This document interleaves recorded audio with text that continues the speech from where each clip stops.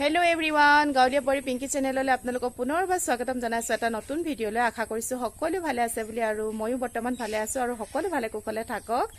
আৰু এইকেইদিন মানে খুবেই গৰমত মানে ঘামি অৱস্থা একদম বেয়া হৈ গৈছে আৰু আজি আপোনালোকলৈ এটা ৰেচিপি ভিডিঅ লৈ আহিছো তেন্তে সম্পূৰ্ণ স্কিপ নকৰাকৈ চাই থাকিব কি ৰেচিপি ভিডিঅ লৈ আহিছো আৰু চাই থাকিব আৰু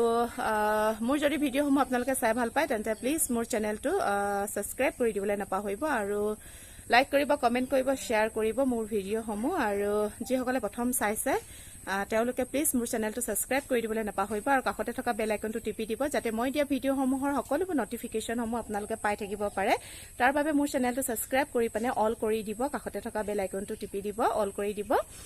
আৰু চাই থাকক তেন্তে ভিডিঅটো আজি কি ৰেচিপি লৈ আহিছো আপোনালোকলৈ তেন্তে চাই থাকিব ভিডিঅটো এতিয়া মই মাছৰ তৰকাৰীটো বনাবৰ কাৰণে ইয়া লৈ লৈছো লোকেল মাছ আজি দিনত লোকেল মাছ আনিছিলে তাৰে মই মাছ দুপিস থৈ দিলো আৰু মাছৰ মাথাবোৰ আছে আৰু বালি মাছো অকনমান আছে সৰু মাছো আছে সৰু মাছখিনি যেহেতু এটো তৰকাৰীত নালাগে সৰু মাছকন থৈ দিম আৰু এইখিনি মাছেৰে আজি তৰকাৰী বনাম তেন্তে চাই থাকিব সম্পূৰ্ণ ভিডিঅটো স্কিপ নকৰাকৈ কেনেকৈ পদ্ধতিত কি পদ্ধতিত আজি মই বনাবলৈ লৈছো অকমান বেলেগ এটা পদ্ধতিত বনাম তেন্তে চাই থাকিব সম্পূৰ্ণ স্কিপ নকৰাকৈ আৰু এতিয়া এখন কেৰাহী পাতি ললো তাতে মই তেল দি দিলো তেল দিয়াৰ পিছত গৰম হ'ল আৰু তাৰ পিছত দি দিলো মাছ আৰু মাছখিনি এতিয়া মই ভালকে ফ্ৰাই কৰি লম তাৰ পিছত তুলি লম আৰু মাছ ফ্ৰাই কৰাৰ পিছত মই ইয়াতে আৰু অকনমান তেল দি দিলো তাৰ পিছত এতিয়া ইয়াতে মই দি দিম নৰসিংহ আৰু তেজপাত নৰসিংহ পাত আৰু তেজপাত দিয়াৰ পিছত এতিয়া মই ভালকে লৰাই লৈছো এতিয়া এইখিনি মই অকনমান ভাজি লম আৰু ভাজি লোৱাৰ পিছত ইয়াতে দি দিম মই পিয়াজ আৰু আদা নহৰু আৰু আজি পিয়াজ আৰু আদা নহৰু একেলগতে দিম বেলেগ বেলেগকে নিদু আৰু বেছি সময় নেভাজু আজি মোৰ ভজা পদ্ধতিটো সম্পূৰ্ণ বেলেগ তেন্তে চাই থাকিব কেনেকৈ ভাজু কি কৰো আৰু ভাল লাগিলে লাইক কমেন্ট শেয়াৰ কৰিব আৰু প্ৰথমবাৰলৈ যদি কোনোবাই চাইছে তেন্তে প্লিজ মোৰ চেনেলটো সাবস্ক্ৰাইব কৰি দিবলৈ নাপাহৰিব আৰু এতিয়া পিয়াজখিনি আদা নহৰুখিনি দি দিলো তেলতে আৰু এতিয়া মই অকনমান কেঁচা গোন্ধ যোৱালৈকেহে ভাজিম কিয়নো মই ইয়াত এতিয়া আলু দিম হেতু কাৰণে মই পিয়াজখিনি ৰঙচুৱাকে নাভাজু মানে আলুটো মই এক্সট্ৰাকে ফ্ৰাই কৰি লোৱা নাই ইয়াতে পিয়াজ আদা নহৰু লগতে মই ফ্ৰাই কৰি লম আলুটো হেতু কাৰণে পিয়াজ আৰু আদা নহৰুটো মই ৰঙচুৱাকে ভজা নাই কাৰণ আলু মানে ফ্ৰাই কৰো মানে পিয়াজ যদি ৰঙচুৱাকে ভাজি দিও আলু ফ্ৰাই হয় মানে পিয়াজ মানে দেৰি একেবাৰে সবজিখন নষ্ট হৈ যাব তিতা হৈ যাব আৰু হেতু কাৰণে পিয়াজৰ অকনমান কেঁচা গোন্ধটো যোৱাৰ পিছতে মই দি দিলো ইয়াতে আলু আৰু আলু আদা নহৰু তেজপাত আৰু নৰসিংহ পাত মই একেলগতে ফ্ৰাই কৰি লৈছো এনেকে আৰু এতিয়া আলুখিনি মই অকনমান কালাৰ আহিয়ালৈকে মানে ফ্ৰাই কৰি লম কালাৰটো আহিবলৈ দিম আৰু ইয়াতে মই জোখ অনুযায়ী দি দিলো নিমখ আৰু নিমখ দিয়াৰ পিছত এতিয়া এইখিনি মই পুনৰবাৰ ভালকে লৰাই লম আৰু এতিয়া এইখিনি মই আলুখিনি ফ্ৰাই হ'বলৈ দিম আলুৰ কালাৰটো আহিবলৈ দিম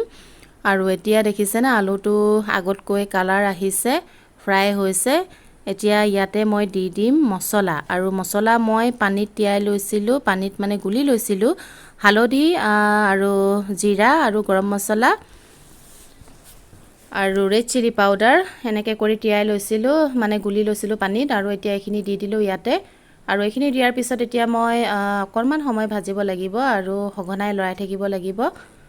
আৰু এয়া দেখিছেনে পানীটো শুকাইছে লাহে লাহে তেলটো ওলাইছে আৰু মানে অলপ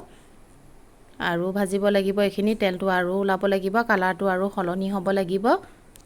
আৰু এতিয়া এয়া চকচোন কিনাই কিনাই তেলটো ওলাইছে পিয়াজটো গলিছে আৰু কালাৰটো সম্পূৰ্ণ আগতকৈ বেলেগ হৈ গ'ল আৰু কালাৰটো আহিব লাগিব তাৰ পিছত ইয়াতে মই কি কৰি আছো চাই থাকিব আৰু এতিয়া ইয়া কালাৰ সম্পূৰ্ণ হলনি হৈ গ'ল তেলটো ওলাই গ'ল দেখিছেনে এতিয়া ইয়াতে মই দি দিলো ধোৱা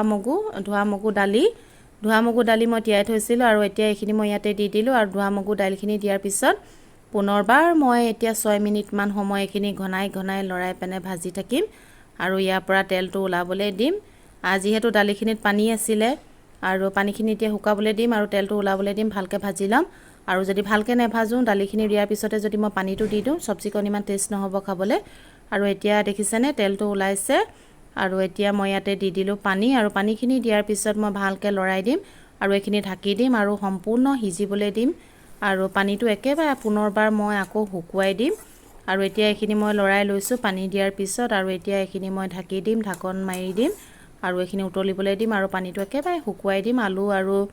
দালিটো একেবাৰে মানে সিজিবলৈ দিম আৰু এয়া দেখিছেনে তেলটো ওলাইছে কিনাই কিনাই। এতিয়া ইয়াত দি দিলোঁ মই মাছ, আৰু মাছখিনি দিয়াৰ পিছত এতিয়া ইয়াতে দি দিম মই পানী, আৰু পানীখিনি দি পানে মই পুনৰবাৰ এইখিনি ভালকৈ লৰাই দিম, আৰু লৰোৱাৰ পিছত এইখিনি আকৌ ঢাকি পানে উতল আহিবলৈ দিম। আৰু মাছৰ আঞ্জাকণ টেষ্ট হ'বৰ কাৰণে ইয়াত মই আৰু এটা বস্তু দিম, আপোনালোকে চাই থাকিব। আৰু এতিয়া মই এইখিনি ভালকৈ লৰাই লৈছোঁ, আৰু এতিয়া ইয়াতে মই অকণমান দিম ঘিউ। ইয়াত মই অকণমান ঘিউ দি দিম, ঘিউ দি দিলে মাছখনৰ মানে চব্জিকণ খাই আৰু ভাল লাগিব। আৰু ইয়াতে অকণমান দি দিলোঁ ঘিউ, আৰু ঘিউ দিয়াৰ পিছত এতিয়া এইখিনি মই পুনৰবাৰ ঢাকি দিম, আৰু এইখিনি ভালকৈ সিজিবলৈ দিম। তাৰপিছত আজি আমাৰ মাছৰ আঞ্জা ৰেডি হৈ যাব। আৰু এয়া মই এতিয়া ভালকৈ লৰাই দিছোঁ, আৰু এতিয়া এইখিনি মই ঢাক মাৰি দিম আৰু উতলিবলৈ দিম। আৰু উতল আহিছে,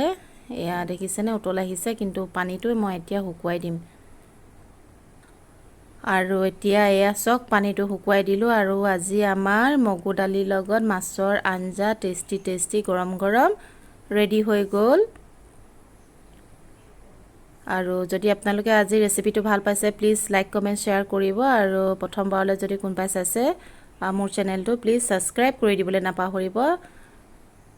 আৰু আপোনালোকৰ ভাল ভাল কমেণ্টবোৰে ভিডিঅ' বনাবলৈ মোক বহুতো উৎসাহ দিয়ে। যিমানেই কাম নহওক লাগিলে ভিডিঅ' বনাবলৈ ভাল লাগে। আপোনালোকৰ ভাল ভাল কমেণ্টবোৰ